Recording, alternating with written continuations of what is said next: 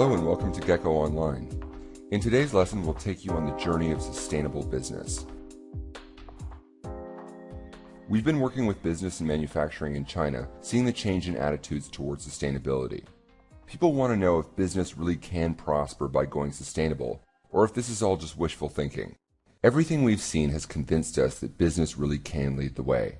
The ones that really embrace sustainability are showing us how it's done.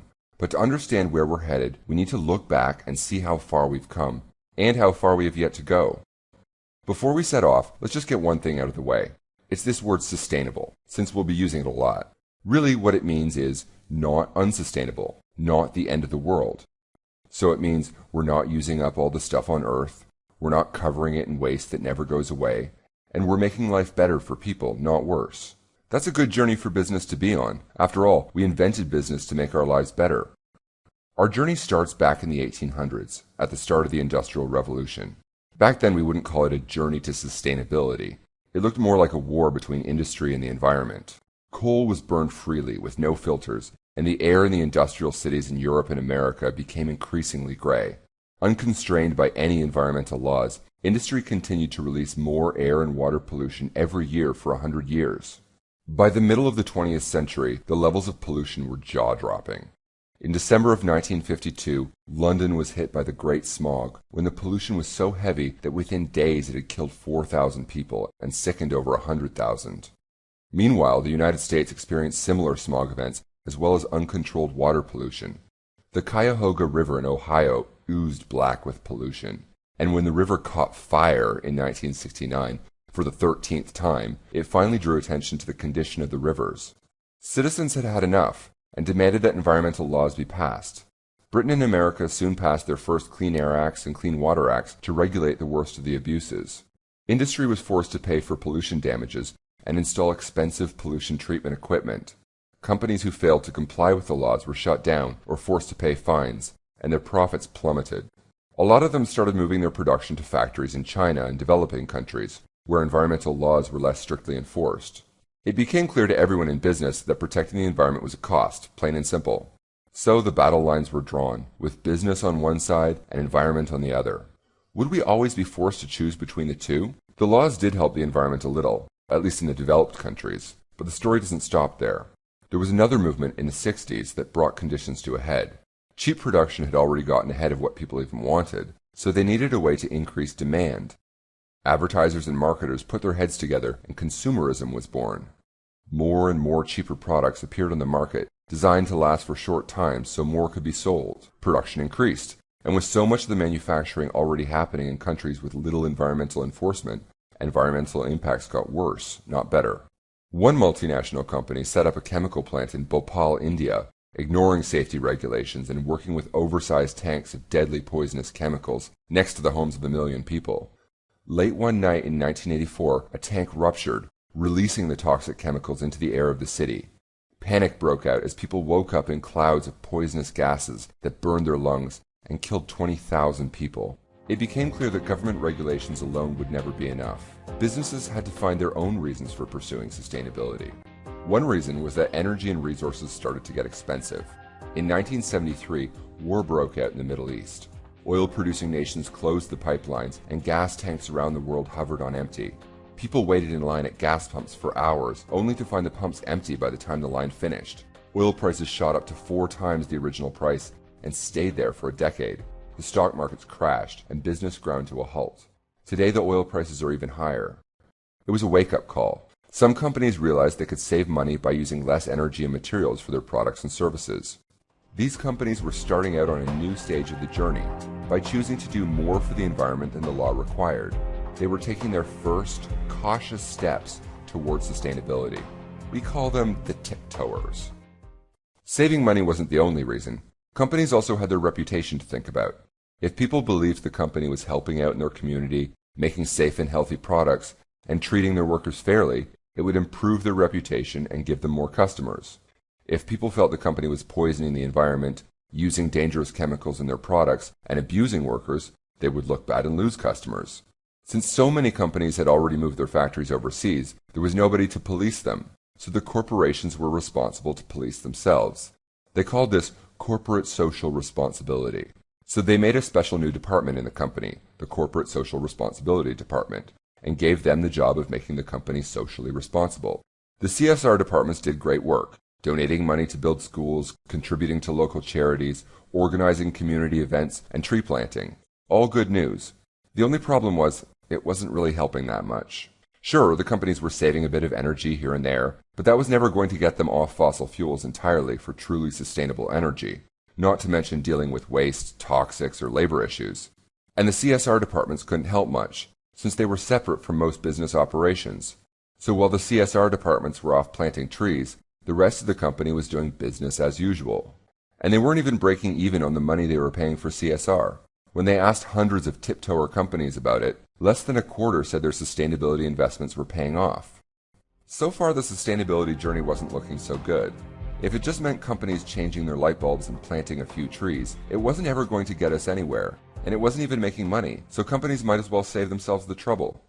So is our journey towards sustainability over?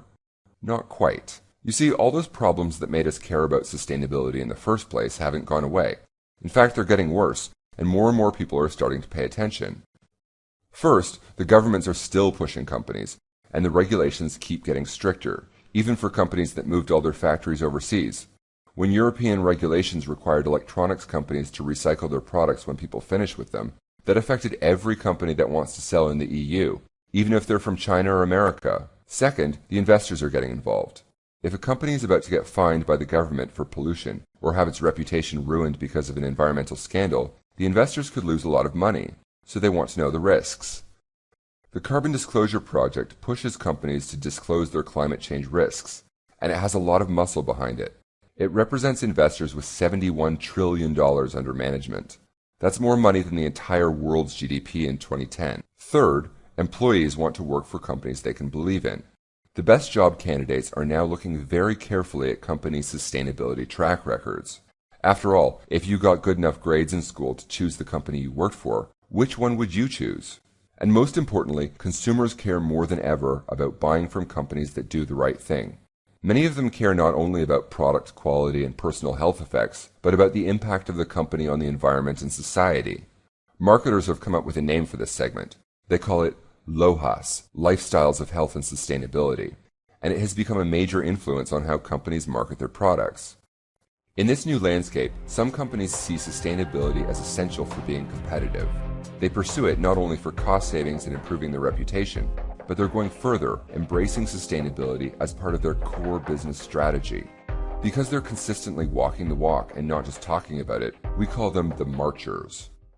Instead of just making sustainability the job of the CSR department, they get the whole company involved, from the CEO all the way down. Whenever they make a business decision, the impacts of that decision on the environment and community are included. The marchers know that sustainability can help them attract the best employees and challenge those employees to come up with new and better ways of doing things. And this innovation can win the company new customers and expand market share. Sometimes these benefits can be hard to predict until you just go ahead and do them. But marchers are confident enough to act without all the answers, and then measure the results as they go. One famous example of this is Interface, the world's biggest carpet tile manufacturer. In the mid-90s, the founder, Ray Anderson, had customers asking what Interface was doing for the environment. He found he didn't have much to say. But this simple question set off a chain reaction that convinced Ray that sustainability was the right thing to do. Interface started investing in efficiency, cutting their waste and saving energy. But Ray realized it would take a lot more than that. Ray got everyone in the company involved. Together, they defined their vision of sustainability. The company's goal was that one day they would take nothing from the earth that the earth could not naturally and rapidly renew, and do no harm to the biosphere. Knowing it would be a long journey, they called it Climbing Mount Sustainability, and aimed to reach the top by 2020. Without hard data to prove that investments in sustainability would ever pay off, Interface's investors didn't jump at the opportunity, but Interface was willing to take a leap of faith. To eliminate their greenhouse gas emissions at the first Interface factory, they looked at the city's landfill, which was releasing tons of methane, a greenhouse gas 20 times stronger than CO2. It also happened to be an excellent fuel.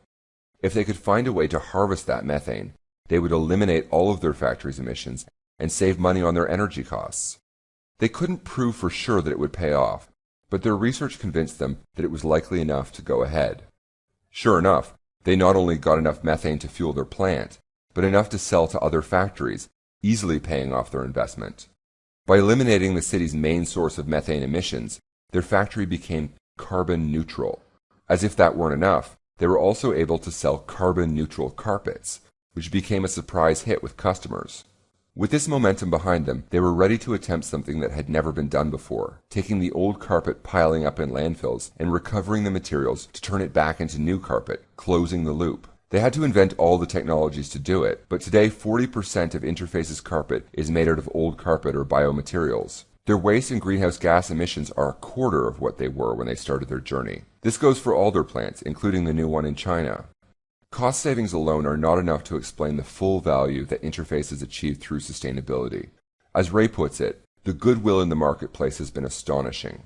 As Interface has continued its 17-year climb at Mount Sustainability, the company's profits have tripled. The evidence is showing that companies who integrate sustainability into their core strategy get a lot more from their investments than companies that only tiptoe in that direction. 2/3 of the marchers say they are profiting from their investments in sustainability. Even more of them report they are beating the competition, so we see that it is possible to prosper through sustainability. And not only that, it's becoming necessary just to be competitive in business. Sustainability is not a trend. It's always been about the survival of people on this planet, and now it's becoming necessary for the survival of business too. All of this has happened because companies are made of people, employees, citizens, and consumers. And as people, we want to believe that tomorrow will be better than today. So where will the journey of sustainable business take us? The marchers are showing us the way. From where we are today, we can see there's only one direction to go. We hope that you too can help lead the way.